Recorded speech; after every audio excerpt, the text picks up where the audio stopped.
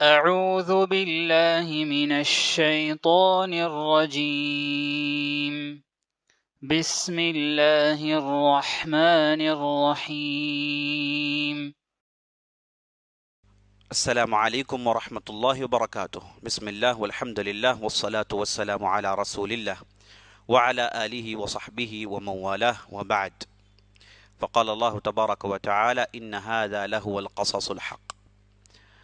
عزیز ساتھیو، ماؤں بہنوں اور خواتین اسلام، یہ اللہ کا بہت بڑا احسان و فضل ہے کہ اللہ سبحانہ و تعالیٰ نے ہمیں اس مبارک مہینے میں روزے رکھنے اور کثرت سے عبادت کرنے کی توفیق بخشی۔ اللہ سبحانہ و تعالیٰ کی بارگاہ میں دعا ہے کہ اللہ سبحانہ و تعالیٰ ہمیں ہر قسم کی پریشانیوں اور دقتوں اور مشکلوں سے محفوظ رکھے اور ہماری عبادتوں کو قبول فرمائے۔ عزیز دوستو، گزشتہ کی مجلس میں ہم نے عہد مغلیہ کے تعلق سے کہا تھا کہ ہم اس کی گفتگو کا آغاز کریں گے، تو تھوڑی باتیں آ بھی گئی تھیں۔ بابر کے تعلق سے ہم نے کہا کہ ان کا نام اصل نام ظہیر الدین تھا اور لقب ان کا تھا بابر، اور یہ فرغانہ نامی علاقے کے امیر تھے، شہزادے تھے، لیکن حالات نے کروٹ بدلے تو یہ اپنی حکومت چھوڑ بیٹھے۔ در در کی ٹھوکریں یہ کھاتے رہے اور کافی انہیں نقصان ہوتا رہا۔ ہر بار انہوں نے کوشش کی، وہ ترکستان میں پنپ نہیں پائے تو افغانستان آئے، افغانستان میں پنپ نہیں پائے، آخرکار کابل کو اپنے قبضے میں کرتے ہیں، اور ہندوستان آنے کی انہیں ہمیشہ سے خواہش رہی۔ جب دولت خان لودھی، جو لودھی خاندانی کا تھا، جو لاہور کا صوبیدار تھا، اس نے ابراہیم لودھی سے جھگڑا اس کا ہو گیا تھا، تو آخرکار وہ بابر کو اس نے دعوت دی کہ وہ آئے اور ہندوستان پر حملہ کرے اور ابراہیم لودھی کے مظالم جو وہ ڈھا رہا ہے اس سے ہندوستان کو اور ہندوستان کی عوام کو بچائیں۔ تو اس کے کہنے پر بابر ایک معمولی سی لشکر لے کر ہندوستان میں آ دھمکتے ہیں، اور اس کے بعد پانی پت کی لڑائی ہوتی ہے 1526 میں، اس میں بابر کی جیت ہوتی ہے، ابراہیم لودھی اس لڑائی میں مارا جاتا ہے۔ تو اس کے بعد سے لے کر یعنی 1526 سے لے کر 1530 تک بابر کی حکومت ہندوستان میں رہی، لگ بھگ 4 سال کی حکومت تھی۔ یہ اس دوران حکومت بابر نے بہت سارے اچھے کام کیے اور بڑی تیزی سے اپنی سلطنت کے حدودوں کو انہوں نے بڑھایا۔ اس میں قابل ذکر جو لڑائی ہے وہ لڑائی رانا سنگا کی ہے۔ رانا سنگا کی جو لڑائی ہے یہ قابل ذکر لڑائی ہے۔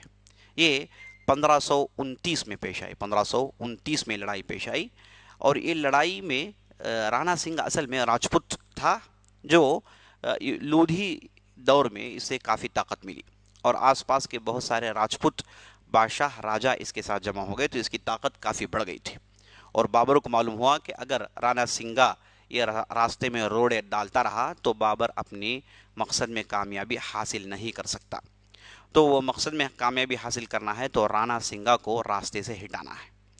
تو رانا سنگا کو ہٹانے کے لیے بابر نے ایک لشکر کی تیاری کی، اور ادھر رانا سنگا نے اپنے ساتھ ڈھیر سارے لوگوں کو جمع کیا اور لودھی بھی آ کر جمع ہو گئے۔ دیکھتے ہی دیکھتے 2 لاکھ کی ایک بہت بڑی لشکر تیار ہو گئی، اور بابر جن کے پاس معمولی لوگ تھے، معمولی تعداد لے کر لڑنے کے لیے آگے بڑھے۔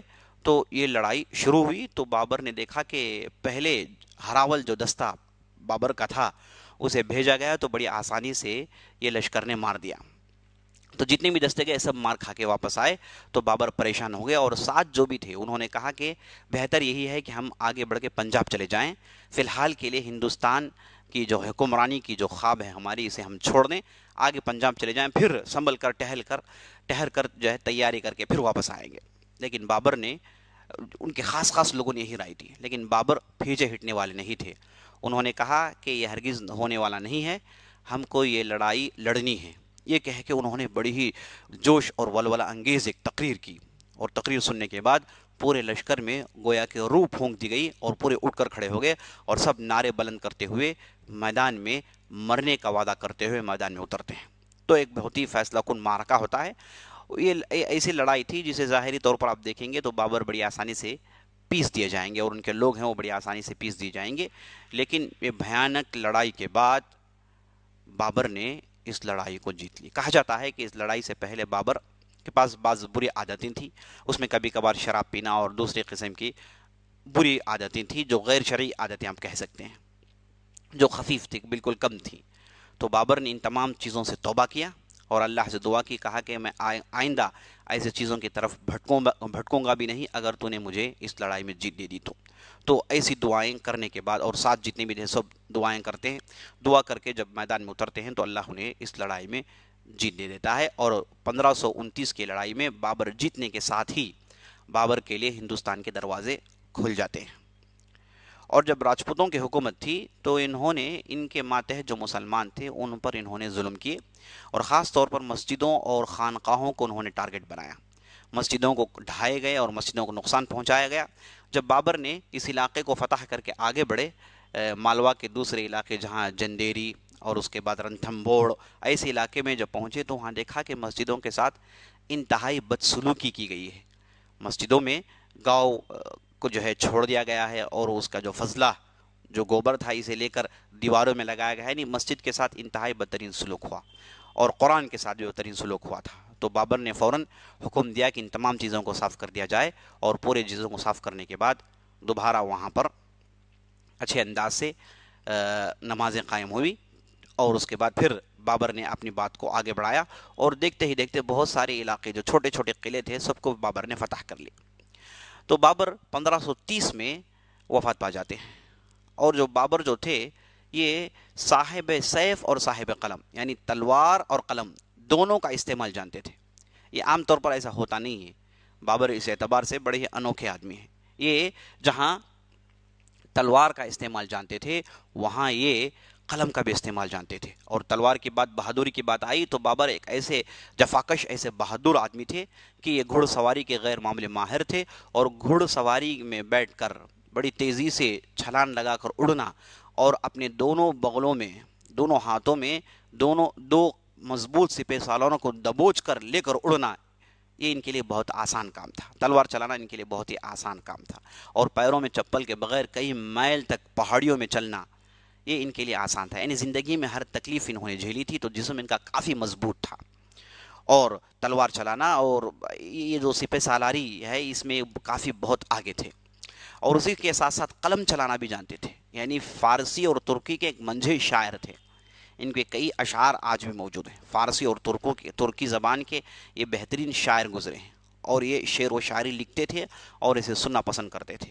نہ کہ صرف بات یہاں ختم ہوتی ہے، قلم کا استعمال دیکھیے عزیز دوستو، انہوں نے ایک کتاب لکھی جس کا نام تھا تذکرہ بابری، جس میں خود اپنے سوانح عمری اپنی زندگی کو انہوں نے درج کیا کہ کیسے انہوں نے فتوحات کو آگے بڑھایا، کیسے انہوں نے جو ہے دنیا میں جو ہے ہندوستان کے اندر کیسے جو ہے رہے، اور ہندوستان میں کون سی چیزیں پسند آئی، ہندوستان کو کیسے ترقی کرنی چاہیے، بہت ساری باتیں انہوں نے اپنی اس کتاب میں درج کی ہیں، خود اس قلم کے جو ہے اس کتاب کے وہ خود کاتب تھے، اور اس کے بعد یہ جو کتاب انہوں نے لکھی بڑی تحقیق کے ساتھ لکھی، گنی ادھر ادھر انی سنی باتیں، لوگوں کی باتیں، عوام کی باتیں، عوام کا رہن سہن، اسے انہوں نے درج نہیں کیا، بلکہ ایسی باتوں کو انہوں نے اپنی کتاب میں درج کیا جسے انہوں نے اپنی آنکھوں سے دیکھا ہو، اور انہیں بھرپور علم ہو کہ یہ جو بھی باتیں میں بتا رہا ہوں بالکل صحیح ہے، ایسی باتوں کو انہوں نے اپنی کتاب میں درج کیا۔ تو عزیز دوستو اس اعتبار سے بابر ایک بہترین کاتب کے حیثیت سے بھی تاریخ میں آپ دیکھ سکتے ہیں۔ اسی طریقے سے بابر ایک فونٹ، ایک خط کے موجد ہیں جسے خط بابری کہتے ہیں، آج بھی یہ فونٹ مشہور ہے، فارسی اور اردو میں خط بابری مشہور ہے، اور اس خط کے یہ موجد ہیں، اس خط کو انہوں نے شروع کیا، اور اس خط میں یہ قرآن پاک لکھا کرتے تھے، اور آگے چل کے اس خطوط کو انہوں نے بہت ترقی دی تو اس کے بہت ساری شکلیں نکلی، تو اس سے معلوم ہوا کہ بابر ایک بہترین کاتب بھی تھے، اور یہ ایسے ان کے فائنڈنگز بھی تھے۔ اس کے علاوہ وہ کتابوں کے شوقین تھے، کتابوں کو جمع کرنا انہیں کافی پسند تھا، اور کتابوں کو پڑھنا کافی پسند تھا، اور کہا جاتا ہے کہ جہاں لڑائی میں جاتے تو بھی ان کے پاس کتابیں ہوا کرتی تھی، اس انداز سے یہ علم دوست تھے۔ جب یہ ہندوستان میں آئے لوگوں نے سمجھا کہ یہ بھی تیمور جیسے ہوں گے، ان کے جو دادا تیمور تھے وہ ہندوستان آئے، اور ہندوستان کو انہوں نے جلایا، لوٹا، قتل عام کیا، اور اس کے بعد ہندوستان چھوڑ کر چلے گئے۔ تو بہت سارے عمرا دوسرے جو خود مختار ریاستوں کے جو گورنرز تھے وہ یہی سمجھ رہے تھے کہ بابر بھی اسی قسم کی چیز کرنے والے ہیں، ہندوستان آئیں گے، لوٹیں گے، اور اس کے بعد واپس چلے جائیں گے، لیکن بابر نے ان کے برعکس، ان کے برخلاف، ان کے سوچنے کے برخلاف ہندوستان میں انہوں نے اپنی مستقل حکومت قائم کرنے کے لیے بنیادیں ڈالی، اور وہ بڑے اچھے انداز سے جڑوں کو جمایا ہندوستان میں، تب جا کر آپ دیکھتے ہیں کہ ہندوستان میں ایک عظیم سلطنت قائم ہوئی جو دنیا کی سب سے بڑی اور دنیا کی سب سے ترقی یافتہ सल्तनत आप कह सकते हैं, सल्तनतों में एक सल्तनत कह सकते हैं आप, मुगलिया सल्तनत। तो ये थे अजीज़ दोस्तों बाबर। और बाबर की जो नसीहत गुज़िश्ता मजलिस में मैंने कही, उसमें उन्होंने अपनी किताब में ये नसीहत दर्ज की है, जिसे मैं आपके सामने पढ़ना बहुत ही ज़रूरी समझता हूँ कि बाबर ने अपने लड़के को हिंदुस्तान के मुतालिक क्या नसीहत की थी। ये बहुत ही अहम नसीहत है दोस्तों, जिसे मैं आपके सामने पढ़ना चाहता हूँ। वो अपने लड़के हुमायूं को नसीहत करते हुए कि हिंदुस्तान में कैसे रहना है और हिंदुस्तान में कैसे हुकूमत कायम करना है, इस ताल्लुक़ से उनकी नसीहत काबिल गौर है। वो अपने लड़के से कहते हैं, फ़र्जंद मन, हिंदुस्तान में मुख्तलिफ़ मज़ाहिब के लोग रहते हैं और ये अल्लाह की बड़ी इनायत है कि इसने तुम्हें इस मुल्क का बादशाह बनाया। अपनी बादशाही में तुम्हें ज़ैल की बातों का ख्याल रखना चाहिए, यानी इन बातों का, इन पॉइंट्स का तुम्हें ख्याल रखना चाहिए। पहला पॉइंट ये कहते हैं, तुम मजहबी तासुब को अपने दिल में हरगिज़ जगह ना दो और लोगों के मजहबी जज्बात और मजहबी रसूम का ख्याल रखते हुए रौ रियायत के बग़ैर सब लोगों के साथ पूरा इंसाफ करना। ये पहला नुक्ता। दूसरा नुक्ता कहते हैं कि गौ कशी, यानी गाय को ज़बह करना, इस ताल्लुक़ से कहते हैं गौ कशी से बिल्कुल बिलखुसूस परहेज़ करना, ताकि इससे तुम्हें लोगों के दिल में जगह मिल जाए और इस तरह वो एहसान और शुक्रिया की ज़ंजीर से तुम्हारे मोती हो जाएंगे। यानी देखिए, यानी जो चीज़ इस्लाम में हलाल है, जैसे खाना हलाल है, लेकिन बाज़ हिंदू इसे पसंद नहीं करते, तो इन्होंने कहा कि तुम इसे खाना छोड़ दो।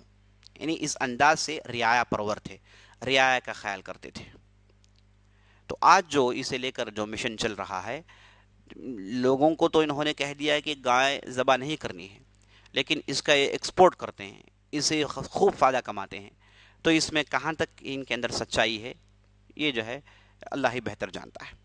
और इस्लामी नुक्ते नज़र से गाय एक जानवर है, इसे आप खाने के लिए, पेट भरने के लिए, गरीबों के लिए ये चीज़ जो है बहुत मुनासिब है, क्योंकि गरीब बकरा और बकरी उसका गोश्त खा नहीं सकते, और उसके बाद अगर सिर्फ वो शाकाहारी बन जाए तो फिर मुश्किल हो जाएगा हिंदुस्तान में। तो ये एक ऐसी चीप ग़िज़ा है जो गरीबों का पेट भरता है, तो इसे खाने में कोई हरज नहीं, लेकिन इसकी तिजारत करना और इसे बेतहाशा इसका खून बहाना, गैर ज़रूरी खून बहाना, और हमने शुरू में बताया था कि हिंदू मज़हब के रिवाजात ऐसे हुआ करते थे, तो ये चीज़ जो है ये होनी नहीं चाहिए, इसे मुसलमान भी पसंद नहीं करते। लेकिन ज़बरदस्ती मुसलमानों के घरों में घुसकर और उन्हें खून उनका बहाएं, उन्हें कत्ल करें सिर्फ इस चीज़ को लेकर, और इसे एक पॉलिटिकल रंग दें और इसे लेकर जो है बहुत सारी बातें करें, ये चीज़ें जो ऐसी हैं जिसे आप हरगिज़ जो है मान नहीं सकते। और तीसरा नुक्ता ये कहते हैं कि तुम्हें किसी कौम की इबादतगाह मिसमार नहीं करनी चाहिए, यानी तोड़ना नहीं चाहिए, और हमेशा सबसे पूरा इंसाफ करना चाहिए, ताकि बादशाह और रईयत के ताल्लुकात दोस्ताना हो और मुल्क में अमन व अमान रहे। इस्लाम की इशाअत जुल्म व सितम की तलवार के मुकाबले में लुत्फ़ व एहसान की तलवार से बेहतर हो सकती है। शिया सुन्नी इख्तलाफात को हमेशा नज़रअंदाज करते रहो, क्योंकि इससे इस्लाम कमज़ोर हो जाएगा। छठा पॉइंट, अपनी रैयत के मुख्तलिफ़ खसूसियात को साल के मुख्तलिफ़ मौसम समझो, ताकि हुकूमत बीमार और ज़ौफ़ से महफूज रह सके। तो ये मुख्तसर नसीहत थी अजीज़ दोस्तों, जिसे बाबर ने अपने लड़के हुमायूं से किया था। ऐसी नसीहत अगर इस पर बेहतरीन तौर पर उन्होंने अमल किया होता तो बहुत ज़्यादा आगे बढ़ सकते थे। बहरहाल ये चंद बातें थी जिनका ताल्लुक़ बाबर से था। उसके बाद वो वफ़ात पा जाते हैं, 1530 में वफ़ात पा जाते हैं। जैसे ही वफ़ात पाते हैं, इनके लड़के हुमायूं, जिनका नाम नसीरुद्दीन था, वो तख्त नशीन होते हैं, वो बादशाह बनते हैं। और ये जो थे बड़े ही रहम दिल, अपने बाप की तरह रहम दिल, फैयाज़, खुदा से डरने वाले, मामलात में दुरुस्तगी, इस्लाह पसंद, अच्छे किरदार वाले, ये सब चीज़ें इनके अंदर थी। बहुत सारी खूबियाँ बाप की जो थी इनके अंदर थी। लेकिन बाप मेहनती, जफाकश और ऐशो आराम से दूर और काहिलीपन से दूर हुआ करते थे। लेकिन ये जो हुमायूं थे, ये थोड़े ऐश पसंद थे, क्योंकि शहजादे थे और इन्हें बाप ने बहुत सारा माल दिया था, बहुत सारे फतूहात हुए, तो ढेर करोड़ों रुपए इनके पास जमा हो गए थे, तो ऐश पसंद हो गए थे। शुरू में इन्होंने भी बाप के रविश पर चलकर बहुत सारे इलाके को उन्होंने फतह किया। जब ये गद्दी पर बैठे तो इनकी उम्र 30 साल की थी। 30 साल की उम्र में गद्दी में बैठे 1530 ईस्वी में। तो ये समझिए कि इन्होंने एक 10 साल हुकूमत की थी और आसपास के इलाकों को इन्होंने अपने इसमें दाखिल करने की कोशिश की। तो इनकी मुठभेड़ बंगाल के एक गवर्नर से हो जाती है, जिनका नाम था शेर खान। बाज़ लोगों ने फरीद खान भी लिखा है। तो ये बंगाल के जो ये थे, उनके यहाँ इन्होंने कहा कि तुमको دلی کے یعنی دہلی کی سلطنت کے ماتحت ہونا چاہیے۔ تو بنگال کے جو گورنر تھے شیر خان، انہوں نے کہا کہ نہیں، ہم ایسا نہیں کر سکتے۔ تو دونوں میں چھک پک ہوئی اور لڑائی شروع ہو گئی۔ تو لڑائی میں جب ہمایوں نے لشکر لے کر بنگال پر چڑھائی کی تو بنگال کے راستے شیر خان نے کھول دیے، تو وہ بڑی آسانی سے قلعے فتح کرتے ہوئے اندر داخل ہوئے۔ تو جب واپس جانا چاہے تو معلوم ہوا کہ شیر خان نے راستے بند کر دیے، شیر خان نے راستے بند کر دیے۔ یعنی یہ شیر خان تھے جو آگے چل کے شیر شاہ سوری بنتے ہیں، یہ بہت ہی ذہین اور زیرک آدمی تھے، بہت ہی ذہین اور زیرک آدمی تھے۔ تو انہوں نے راستے بند کر لیے اور ہمایوں کے لشکر پر انہوں نے ایسا چھاپا مارا کہ لشکر تتر بتر ہو گئی، اور بڑے اچھے انداز سے انہوں نے ہمایوں کے لشکر کو تتر بتر کر دیا، اور ہمایوں ناچاری کے عالم میں دوڑتے ہوئے دلی واپس پہنچتے ہیں چند لوگوں کو ساتھ لے کر۔ اور اس کے بعد شیر شاہ سوری جو تھے انہوں نے ہمایوں کو نہیں چھوڑا اور ہمایوں کے تعاقب میں لگے اور انہیں بھگاتے ہوئے اور پیچھے سے آتے گئے، اور جہاں کہیں بھی گئے انہوں نے اپنے حساب میں ان تمام قلعوں کو کر لیا، اور یہاں تک کہ دلی میں آ گئے تھے وہ۔ اور اس کے بعد ہمایوں سے لڑائی ہوئی اور ہمایوں مجبور ہو کر وہ دلی چھوڑنے پر مجبور ہو گیا۔ تو دلی میں یہ شیر شاہ سوری آئے اور 1540 میں انہوں نے اپنی حکومت قائم کر لی۔ 1540 میں انہوں نے اپنی ایک مضبوط حکومت قائم کر لی، اور ایسی حکومت قائم کی جو آگے چل کے 15 سال تک یہ شیر شاہ سوری خاندان کی رہی، سوری خاندان کی حکومت رہی، صرف 15 سال کی تھی۔ اور یہ جو شیر شاہ تھے ان کے تعلق سے آتا ہے کہ یہ عالم صفت آدمی تھے، فقیہ تھے، اور فقہ کتابیں انہوں نے زبانی اپنے یاد کر لی تھی، اور اس کے بعد قرآن کو انہوں نے زبانی یاد کر لی تھی، اور شریعت کے غیر معمولی ماہر تھے، اور بڑے رحم دل آدمی، کرم دل آدمی تھے، اور ذہین ہوشیار تھے۔ ان کے تعلق سے یہاں تک کہتے ہیں کہ انہیں صرف 5 سال کی حکومت کرنے کا موقع ملا، یعنی 1540 سے لے کر 1545 تک تو انہوں نے حکومت کی۔ اس کے بعد یہ وفات پا جاتے ہیں، ایک لڑائی میں وفات پا جاتے ہیں۔ تو یہ 5 سال کی جو مدت بہت ہی مختصر مدت تھی، اس میں انہوں نے غیر معمولی ترقیاں کی ہندوستان کے لیے۔ اگر انہیں تھوڑی بھی مہلت زیادہ ملتی، جیسے اکبر جیسے بادشاہ یا پھر اورنگزیب جیسے لوگوں جیسی انہیں مدت مہلت ملتی، تو یہ ہندوستان کا نقشہ بدل سکتے تھے، اس حد تک لکھتے ہیں۔ یعنی اتنے ہوشیار، اتنے سمجھدار، اور اتنے رعایا پرور، اور اتنے علم دوست، اتنے ہونہار صلاحیت والے کہ یہ ہندوستان کے کایا اور نقشے کو پلٹ دے تھے۔ آج ہو سکتا ہے کہ ہم ہندوستان کی تاریخ کچھ اور پڑھ رہے ہوتے، لیکن اللہ نے انہیں 5 سال کی مہلت دی، اور اس میں انہوں نے زبردست کام کیا۔ ان کا جو زبردست کام یہ تھا کہ انہوں نے بنگال سے لے کر پنجاب کے لیے ایک شاہراہ بنائی، ایک ہائی وے بنایا۔ یعنی اس زمانے میں تصور کریں عزیز دوستو، ہائی وے بنانا اتنا آسان نہیں تھا۔ تو پنجاب سے لے کر، یعنی پورا شمالی ہندوستان یہ راستہ کٹ کرتا ہے، پنجاب سے لے کر بنگال سے لے کر پنجاب تک بہترین شاہراہ بنائی، اور جہاں کہیں بھی جاتے وہاں یہ سرائے بناتے، اور مسافروں کے ٹھکانے کے لیے جگہ بناتے، اور کھانے پینے کا انتظام تھا کہ مسافر بڑے آسانی سے سفر کر جائیں۔ اس سے بڑی آسانی سے تجارت میں بہت زیادہ ترقی ہو گئی تھی۔ 5 سال کے اندر انہوں نے ہندوستان کے کایا کو پلٹ دیا تھا، لیکن افسوس کہ یہ جو ہے ایک لڑائی کے بعد بیماری میں وفات پا جاتے ہیں۔ اس کے بعد ان کا لڑکا جن کا نام اسلام شاہ تھا، اسلام شاہ سوری، وہ 10 سال کی حکومت ان کی تھی، اور وہ صاحب نے بھی بہت کوشش کی، باپ کے رویش پر چلنے کی کوشش کی، لیکن وہ آپسی لڑائی کی وجہ سے، بغاوتوں کی وجہ سے وہ پنپ نہیں پائے۔ اب اتفاقاً ہوا یہ کہ جو ہمایوں صاحب تھے جنہیں شیر شاہ سوری نے بھگا دیا تھا، وہ بھاگے، ہندوستان چھوڑ کر گئے، اور لاہور پہنچے جہاں ان کے بھائی ایک حکومت کر رہے تھے، اس امید سے کہ بھائی ان کی مدد کریں گے، لیکن افسوس نے بھائی ساتھ نہیں دیا بلکہ انہیں دھتکار دیا۔ اور دوسرے علاقے میں جہاں افغانستان کے ان کے بھائی حکومت کر رہے تھے، بابر کے 4 لڑکے تھے، اس میں یہ بڑے تھے، تو 3 دوسرے جو ان کے لڑکے تھے وہ افغانستان اور دوسرے علاقوں میں حکومت کر رہے تھے، تو یہ ان کے پاس مدد کو پہنچے، کسی نے انہیں مدد تو دور کی بات، کسی نے انہیں آنے تک نہیں دیا۔ ایک بھائی ان کے کامران، وہ انہیں جب آتا دیکھ کر انہوں نے لشکر کشی کر ڈالی، تو جب بھائیوں کے پاس یہ ٹھوکریں کھاتے رہے اور جا بجا انہیں دھتکاریں جھیلنے کو ملی، آخرکار مجبور ہو کر کئی سالوں کے بعد یہ ایران کے بادشاہ کے پاس چلے جاتے ہیں۔ ایران کا بادشاہ جس کا نام اسماعیل صفوی تھا، صفوی حکومت تھی، جو کٹر شیعہ تھے، ان کا تعلق بابر سے قدیم زمانے سے اچھا تھا، تو اس لیے ہمایوں نے چاہا کہ سر چھپانے کے لیے یہی مناسب جگہ ہے، چونکہ ایران میں اس وقت صفوی حکومت بڑی پنپ گئی تھی، بڑی جڑ پکڑ چکی تھی، اور یہ وہ لوگ تھے جو صفوی جو تھے، کٹر شیعہ تھے، سنیوں سے انتہائی نفرت کرتے تھے، اور سنیوں سے ان کی جو تعلقات تھے وہ مفاد پرستی کی تعلقات تھے، اور اسماعیل صفوی جو تھے انہوں نے بہت ہی زیادہ نقصان پہنچایا عثمانی سلطنت کو. آج اگر یہ نہ ہوتے تو عثمانی جو اسپین سے اسلامی حکومت چھین لی گئی، وہاں پر دوبارہ وہ حکومت قائم کر سکتے تھے.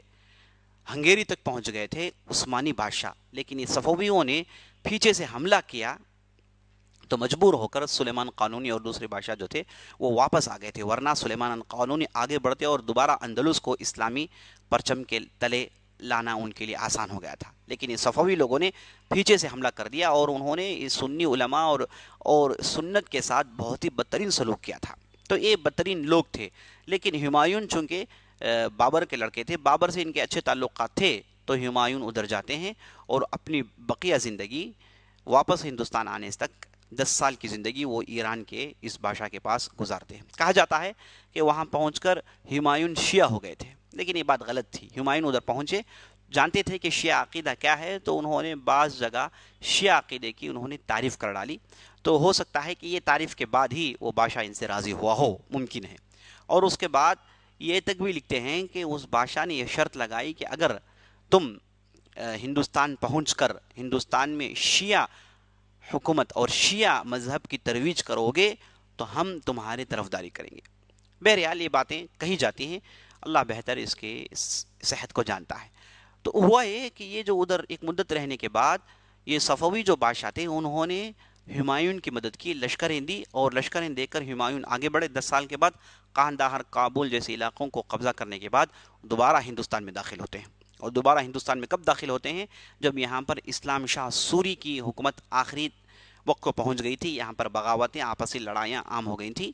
تو یہ 1555 1554 1555 میں واپس دلی آتے ہیں، اور دلی آ کر اس وقت شیر شاہ اسلام شاہ سوری تھے، ان سے لڑائیاں ہوتی ہیں، اور لڑائیاں ہونے کے بعد آگرہ قبضہ کر لیتے ہیں اور اس کے بعد دلی قبضہ کر لیتے ہیں.